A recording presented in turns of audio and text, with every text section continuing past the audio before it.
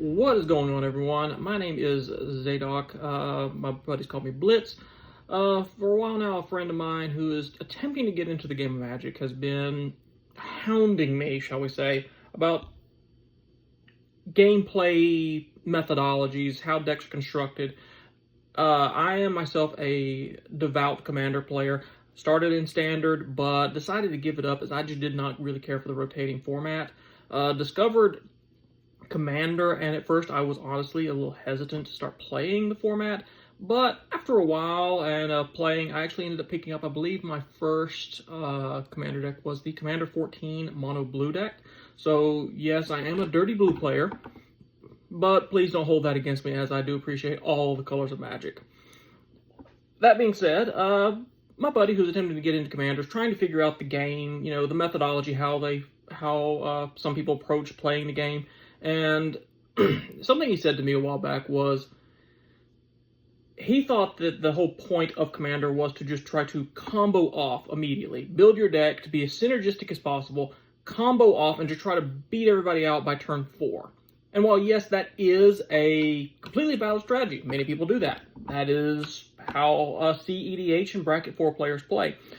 I myself take a different approach to gameplay. I'm someone who enjoys, above all else, playing the game. I love building decks. I have probably close to 40 decks that I've built over the years and rebuilt almost all of them at some point from the ground up, because I love building decks. They're a whole lot of fun. I love discovering new interactions. And while, yes, I can build and have built some pretty powerful decks over the years, I myself like to, even if I don't win the game, I like to see something really fun or real interesting mechanic go off. Like, I'm not someone who plays infinite combos. I'm not someone who will, well, let me stop myself there. I'm not someone who will play an infinite combo that takes 20 minutes to play. I have a single deck that does indeed have one infinite combo in it, but it really is just I play this card, answer it. You don't answer? Okay, I win. It's that simple. But nothing too crazy. It's an easily stoppable combo. But that being said, I enjoy building Commander decks, putting them together, trying out different strategies, and I will never actually play what I would consider to be an optimized deck, as I believe playing something that's fully optimized, to me, just doesn't fit myself or my play group. I like to see everybody at the table have fun. Even if your mana screwed, I will pull my punches just so someone else that may be having a bad time has a chance to catch up and can really enjoy the game. I'm not overly competitive. Yes, I want to win, but I would prefer at the end of the game see everybody having a fun time and laughing about it. That being said, I wanted to actually walk you through one of my favorite Commander decks that I have here, just so you can kind of get an idea of what kind of decks I like to play. This one is an old deck. I've tinkered with it a lot throughout the years, giving some different aspects, trying to retool it and build it in new ways, just to see. I call it my Burning Sensation deck. So if you give me a minute, I'll start pulling it out, and I'll give you a quick rundown of what the deck wants to do and how it does it. So, the commander of my deck is Zozu the Punisher. He's 2 and a red for a 2/2 Goblin Warrior. He has, whenever a land enters the battlefield, Zozu the Punisher deals 2 damage to that land's controller. So, he himself is someone, he hates everyone equally. And that's the whole point of this deck, it's to make the game as fast as possible for not only my opponents, but for myself as well. Because almost everything in here hurts me almost as much as it hurts my opponents. Emphasis on the almost. So, whenever I built this deck out, I am someone who despises mass land destruction. When I first started playing Commander, I played against a guy I never played with him before, but he showed up and he blew up every single land from everyone and didn't win on the spot. He just continued to dirtle around for the next 45 minutes, and it was miserable. So at my table, we kind of frown upon mass land destruction at this point. But this is about as close to a mass land hate deck, is what I'm going to call it, as I will personally ever play. So Zozu the Punisher is out here. He's designed to come out as quick as possible, and then just kind of tax everybody on their lands, myself included, but he's going to tax everybody. Now, I do have, along with that, things that partner with that very well. So one of the things I like to do is I like to include damage doublers. So with that in mind, I play things such as Dictator of the Twin Gods. Dictator of the Twin Gods has flash. It's 3 and 2 red, and it has, if a source would deal damage to a permanent or player, it deals double that damage to that permanent or player instead. So with that, all of Zozu's damage, that 2, suddenly becomes a 4. Now, on top of that, if I decide, hey, let's keep the pain train going, I also play Furnace of Wrath, which is essentially the exact same thing as Dictator of the Twin Gods, except it's 1 and 3 red to play it, and it does not have flash, but it once again doubles all damage. So you can think that if I can get multiple damage doublers out, then this goes from the first damage doubler, obviously 2 to a 4, and then a second damage doubler that goes from a 4 to an 8. So it compiles pretty quickly. On top of that, I also play Fiery Emancipation in the deck, which is 3 and 3 red, where if a source would deal damage to a permanent or player, it deals triple that damage instead. So that's a good way to kind of just really start smoking hard damage on people. Just burn the entire world. That's the whole point of the deck, is to put everybody on a timer. Don't give a control deck long enough to start sitting up there with like 16 counter spells in their hand, just waiting to counter everything you play. Let's get this game going. Let's get it done. Now, if I don't have these specific damage doublers out, I also run Bitter Feud.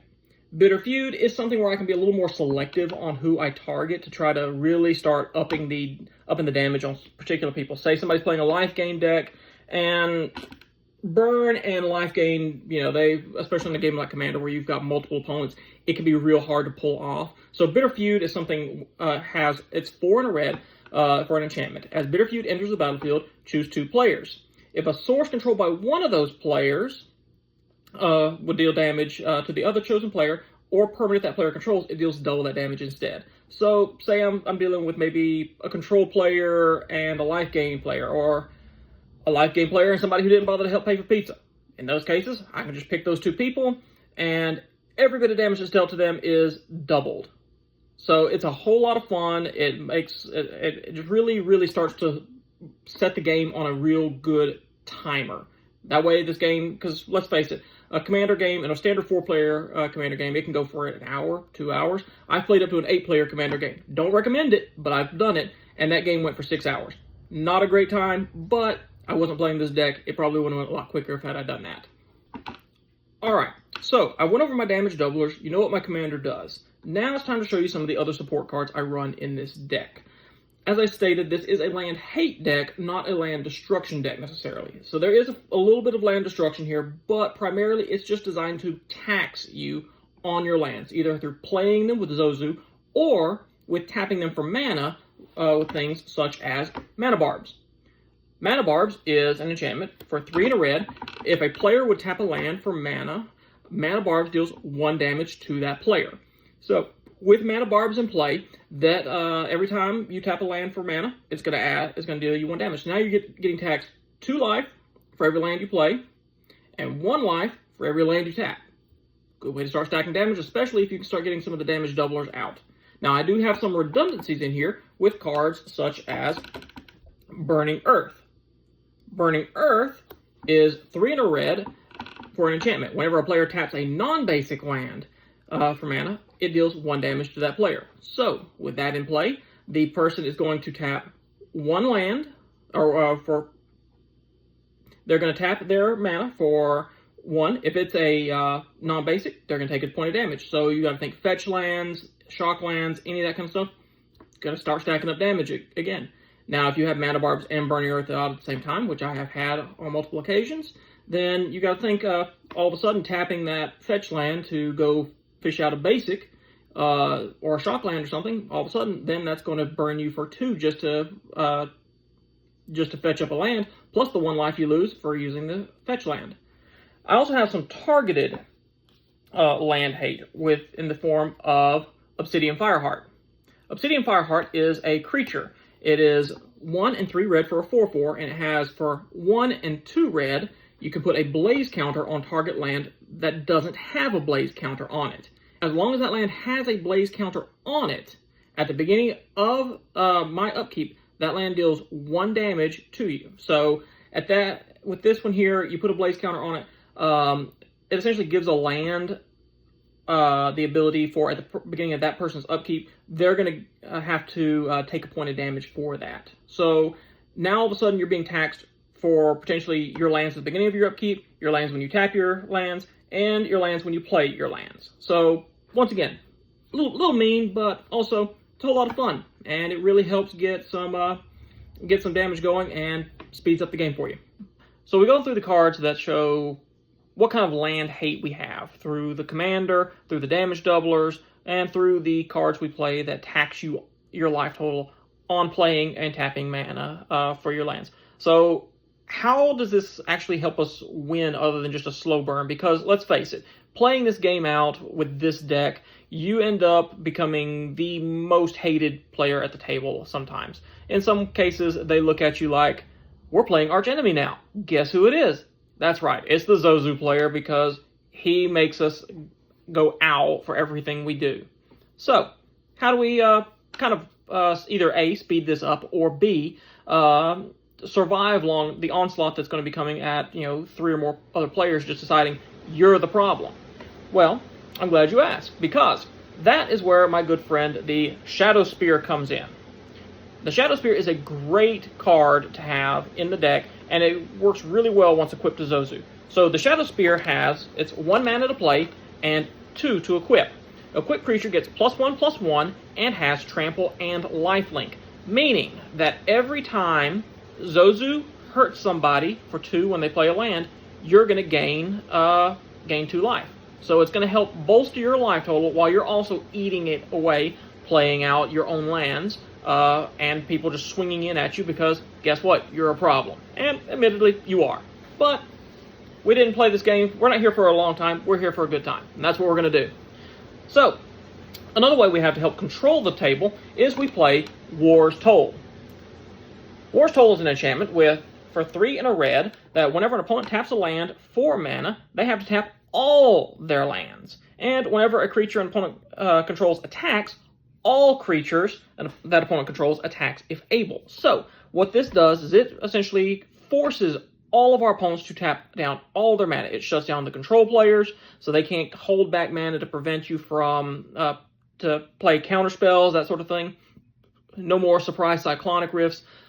Great thing. Also, somebody wants to hold back to keep a bunch of blockers in case of crackbacks, things like that. Not possible. They have to now swing because of that. So, on top of that, we also have a little bit of land hate. In this deck, I run several cards that hate on your land specifically. Specifically, we can run with, say, Price of Progress. Price of Progress is 1 and a red for an instant. It deals damage to each player equal to twice the number of non-basic lands that player controls. So, against a mono-color deck, not going to do much. But, you're playing somebody who's playing a 5-color deck, chances are they're running 10 or fewer basic lands in that deck, so almost everything's going to be non-basic. You wait till like turn 5 or 6 to play that thing, assuming they haven't missed a land drop, you're going to hurt them for a whole lot in a very short period of time for 2 mana. It's fantastic. You should watch as the poor Maelstrom Wanderer deck cries as you burn them for 12 with all their Triomes, or fetch lands and shock lands. It's glorious. On top of that, we also run Blood Moon. So, say you've used up most of your land hate, and it's essentially become now Price of Progress is out of the way, you don't find it, you need to be able to slow down the multicolor decks quickly. Blood Moon is 2 and a red for an enchantment. Non-basic lands are mountains. Congratulations! Everyone's playing a non-basic, doesn't matter if they're playing red or not, they now have mountains. And they are welcome because you are helping the table. You are giving them all the red mana they could ever want and then some. And there's no need to thank you because guess what? You're happy to do it. So, let's say that they don't approve of the Blood Moon. They blow it up, use their enchantment removal. Guess what? We brought his friend along, Magus of the Moon, which is Blood Moon on a stick. It's 2 and a red for a 2/2 human wizard. Non-basic lands are mountains. So now they have to burn their enchantment removal and their creature removal just so they can get their blue mana back from their multicolor lands, or Triome, shock lands, whatever. Always a great time.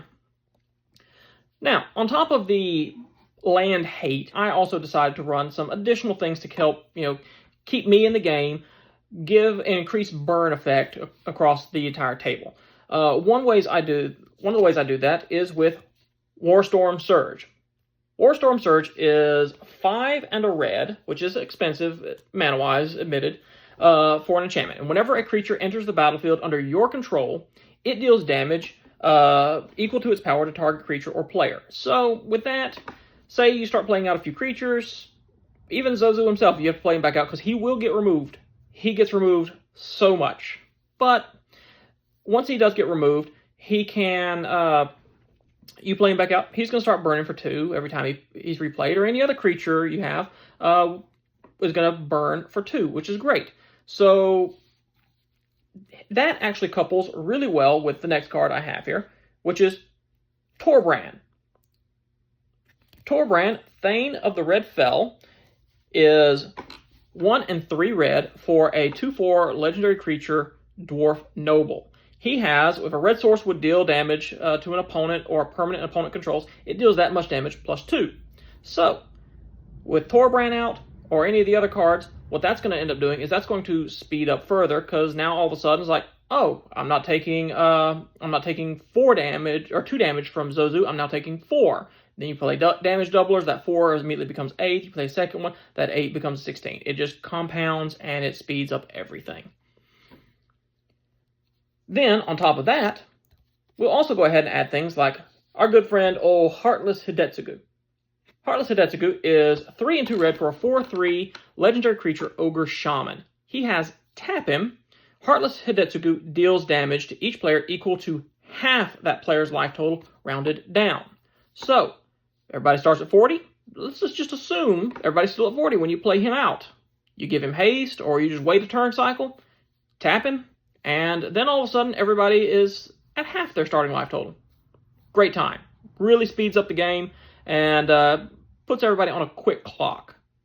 Now, if you can pair that up with, say, like the card I showed earlier, the Shadow Spear, great. All of a sudden, since this card does specifically say it deals damage, that means that every bit of life that everybody lost, while yes, you're losing half your life rounded down, you're also gaining all the life that they lost as lifelink. So, lots of fun. Lots of fun. It'll really help endear you to the table. All right, so now we're coming down to the final few real, like what I would call all-star cards of the deck. Well, one of them not so much of an all-star. It actually will hurt you in a lot of ways, but I do feel that it kind of helps balance the deck out. While yes, I have been very mean, very evil the entire game because I'm playing terrible things like damage doublers, land hate, all of that sort of thing. I feel like this card, at least 2 of them that I'm about to show you, one of them really helps make feel a little bit more fair, and helps appease some of the anger you may have gotten from the rest of the table. The other one will appease some of it, but will also incite more of it. The first card I'm going to show you is going to be this right here, Mana Flare. Mana Flare is 2 and a red for an enchantment. Whenever a player taps a land for mana, they add an extra mana to their mana pool. So the card I have here is actually the old wording, which if you want to know the old wording, it is specifically whenever either player taps a land for mana, it produces 1 extra mana of the appropriate type. So essentially what it does, every time you tap a land for mana, it gives you 1 additional mana that land could produce. So if you tap a mountain, you're going to add an extra red. If you tap an island, it's going to give you an extra blue. So nothing fancy. And what it can do, as I said, it could potentially hurt you in the long run because all of a sudden you're accelerating your opponent's decks because the blue deck now only needs to leave 1 island untapped to play Counterspell. I personally, I like it. As I stated at the start of this, I'm not someone who goes above and beyond. I don't try to make some super overpowered deck that will that'll just blow everybody out. I want to see everybody have a good time, and if Mana Flare will help somebody that maybe was mana screwed early on, that has just been sitting there, being set on fire by the matches that I've been lighting this entire game, great. I'm happy to help. Let them have a little bit of fun before I finally just dump a little gasoline on the fire. That being said, allow me to introduce you to the gasoline. Descent into Avernus. Descent into Avernus is 2 and a red for an enchantment. At the beginning of your upkeep, meaning when you play it, you put 2 descent counters on Descent into Avernus. Then each player creates X treasure tokens, and Descent into Avernus deals X damage to each player, where X is the number of descent counters on Descent into Avernus. So what that does is at the beginning of your upkeep, you're going to create treasures equal to the number of counters on it, and you're going to put 2 counters on it. Well, you're going to do that in reverse, actually. So you're going to put the counters on, then you're going to create that many treasure tokens. So the first turn you play it, you're not going to get anything. Beginning of your next turn, you're going to put 2 counters on it, you're going to make 2 treasures, and you're going to take 2 damage. Everyone else is going to do the same. That sounds, oh crap, why am I giving everybody else treasures? Well, you're hurting everybody at the same time too, and if you have a damage doubler out or some way to increase the amount of damage, then that's a great way to help speed up the game once again. And since you now have treasures, instead of tapping your lands, you can sacrifice the treasures to play your spells. So it helps you prevent damage, but it also can, as a double-edged sword, prevent your opponents from having to tap their lands. So they end up having to give them additional outlets, so they don't have to worry about taking the damage from tapping their lands. But they are still taking the damage from Descent into Avernus. And while the first 2 don't hurt, the next turn, when they take 4, it does hurt. And the third turn around, when they're taking 6, it hurts really bad. They are not happy with Descent into Avernus. By the third turn, it's out. It's just a fact of life. But it's okay, because by that point, we should be pretty close to the end of the game. If not, everybody should be bleeding out on the table. And the final card I want to show you guys is going to be this right here. This is Chandra, Awakened Inferno. I rarely run Planeswalkers. They are normally not my forte, but this particular one I very much enjoy playing. Chandra, Awakened Inferno is 4 and 2 red for a Planeswalker. She starts at 6 loyalty. I'm running her for one reason and one reason only. I don't care about her ult. I don't care about her -3 ability. I care about only the +2 ability. The +2 ability is each opponent gets an emblem with, at the beginning of your upkeep, this emblem deals 1 damage to you. So all that does, it doesn't matter if you can play her out. It doesn't matter if you get knocked out. Turn 2 after you play her. Don't care. Turn she hits, you immediately plus her. Everybody is on a clock because they're taking 1 damage regardless of whether you're in the game or not, because they have the emblem. You don't get the emblem, they do. And then whenever you give them that emblem, and then you know what, next, say she survives until your next turn, you just do it again, give them a second emblem. I've had games where they could not eliminate me just due to either I built up a wall of creatures, or everything was just so much on fire that they could not eliminate me myself. One of the reasons was actually due to Shadow Spear, because Shadow Spear kept me alive and nobody was drawing creature removal. It was a glorious time, a lot of fun. But whenever they played out anything, by the time I was actually eliminated from the game, no, I did not win, but by the time they finally took me out, everybody had 4 of Chandra's emblems. So everybody was taking 4 at the beginning of their turn just from Chandra's emblems alone. And everybody's life totals were really low by that point. It was a whole lot of fun. But yeah, so that is a brief look at my Zozu deck. It's kind of as I said, it's kind of a hodgepodge of things that I like to do, how I like to approach building a deck. Yes, it is probably a mean deck. It is a deck that a lot of people would probably be like, oh, why are you playing something like that? That's so mean, just to burn everything.